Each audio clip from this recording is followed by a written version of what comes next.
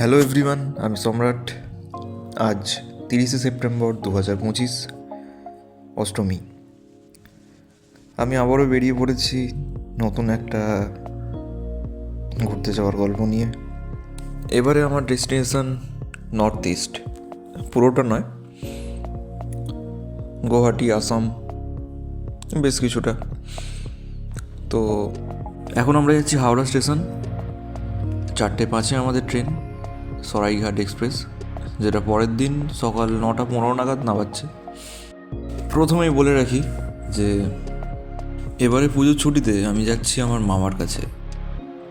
আমার মামা কর্মসূত্রে আসামে থাকেন, তো মামার কাছেই থাকবো কয়েকদিন।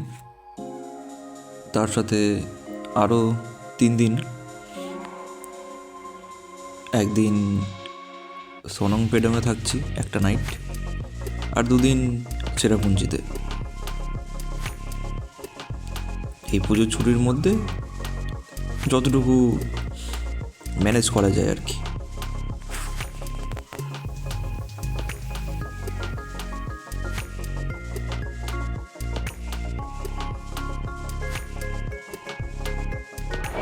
তো আমরা যাচ্ছি এখন আসাম। 4:05 আমাদের গাড়ি ছেড়েছে হাওড়া থেকে। এখন অনেকটাই চলে এসেছি। এই ট্রেনটা খুব ভালো। সরাইঘাট এক্সপ্রেস হাওড়া থেকে ছাড়ার পর একবারে গিয়ে দাঁড়াবে হচ্ছে বর্ধমানে। তো এখন কালকে সকালে 9টায় নামাবে। কোথায় নামাবে? গুয়াহাটিতে নামাবে আর কি।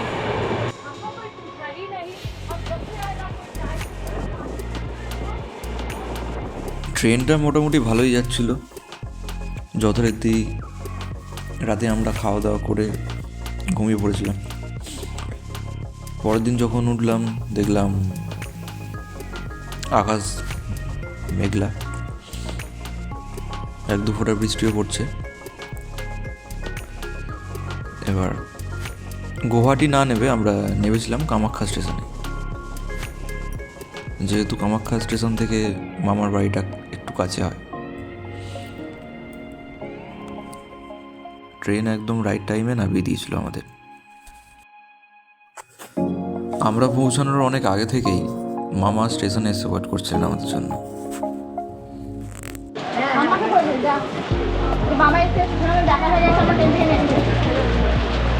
বড় মামা চলে এসছে আমাদের আনতে।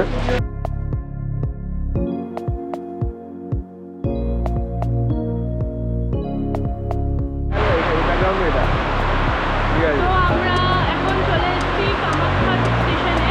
আমাদের ট্রেন 9:15-তে কামাখ্যা পৌঁছেছে।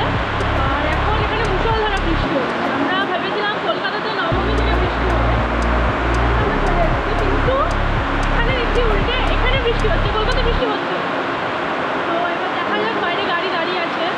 তো এবার মামা গাড়ি এনেছে, তো দেখা যাক কীভাবে যেতে পারি।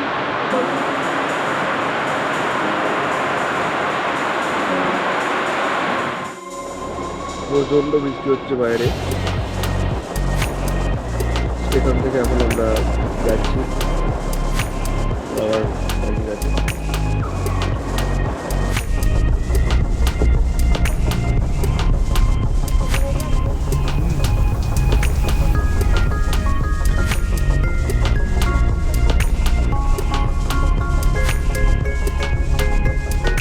মামার বাড়িতে পৌঁছে আমরা ফ্রেশ হয়ে নিয়ে সবাই একসাথে লাঞ্চ সেরে নিয়েছিলাম দুপুরে। তারপর বেরিয়ে পড়েছিলাম কাছাকাছি কিছু সাইট সিনের উদ্দেশ্যে।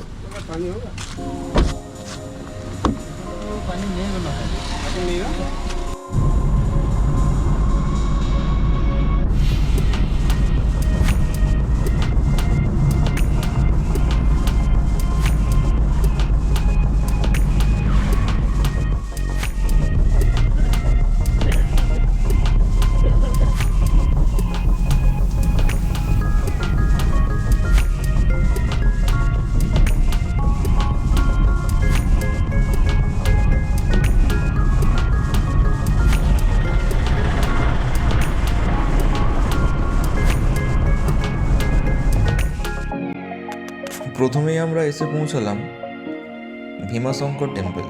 বা ভীমাশঙ্কর ধাম, যেটা পামোহিতে অবস্থিত। শিব পুরাণ অনুযায়ী ভগবান শিব এখানে ভীমাসুরের সাথে যুদ্ধ করেছিলেন। তো এখানে যে শিবলিঙ্গটি রয়েছে তার উপর দিয়ে অবিরাম একটি ঝর্ণা বয়ে চলেছে।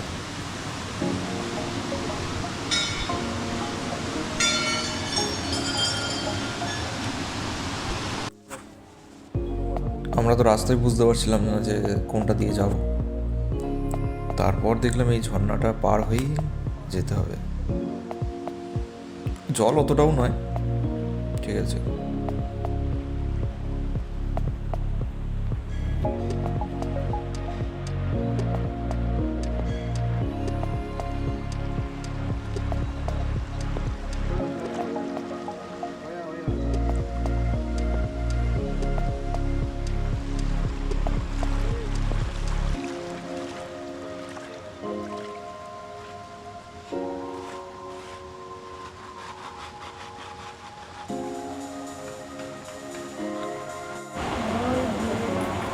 আবার এ করছি। জয় ভোলে বাবা।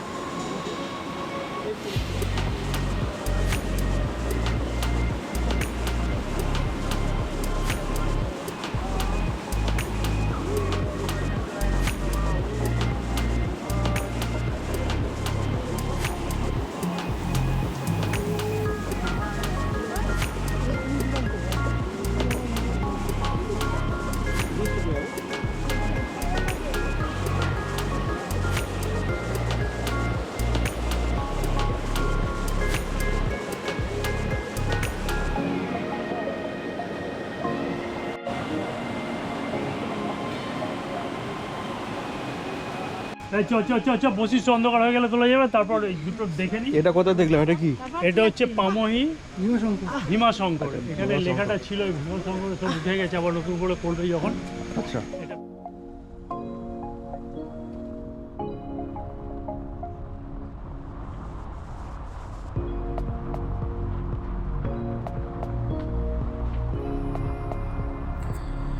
ভীমাশঙ্কর ধাম দেখে আমরা চললাম বৈশিষ্ট্য মুনির আশ্রম আছে একটা, সেখানে।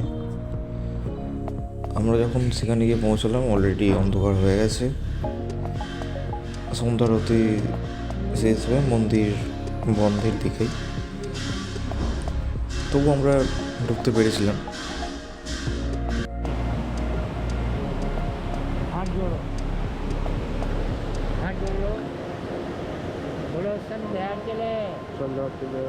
संध्याचले समुद्रभूते वशिष्ठे नवतारते कुरुक्षेत्रे ब्रह्मस्नान गंगाधर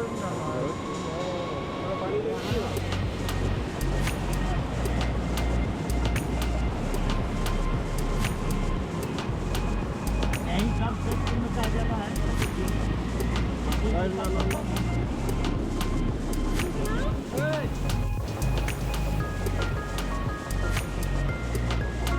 এখানে একটা বৈশিষ্ট্য মুনির মূর্তি রয়েছে,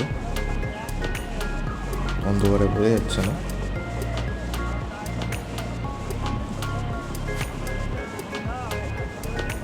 বৈশিষ্ট্য মুনির আশ্রম থেকে বেরিয়ে আমরা গিয়েছিলাম তিরুপতি বালাজি একটা মন্দির আছে সেখানে। সেখানে ফটো ভিডিওগ্রাফি প্রহিবিটেড, তো দেখাতে পারছি না।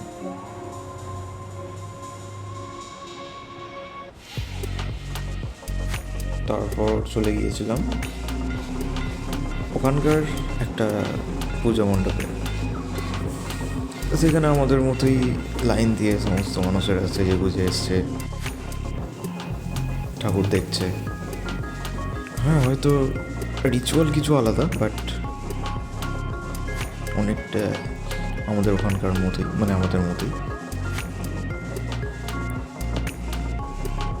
এখানে প্রসাদে সবাইকে ছোলা ভিজানো, মুখ করে ভিজানো দিচ্ছে।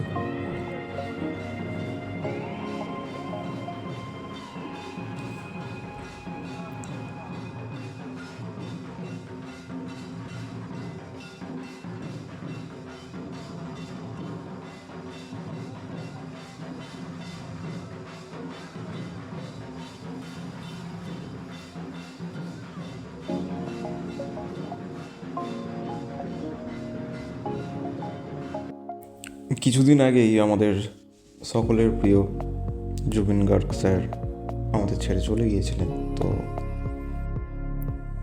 প্রত্যেকটা প্যান্ডেলের বাইরে জুবিন গার্গ স্যারের ছবি রয়েছে, যেখানে সমস্ত মানুষেরা তাদের শ্রদ্ধাঞ্জলি জানাচ্ছেন।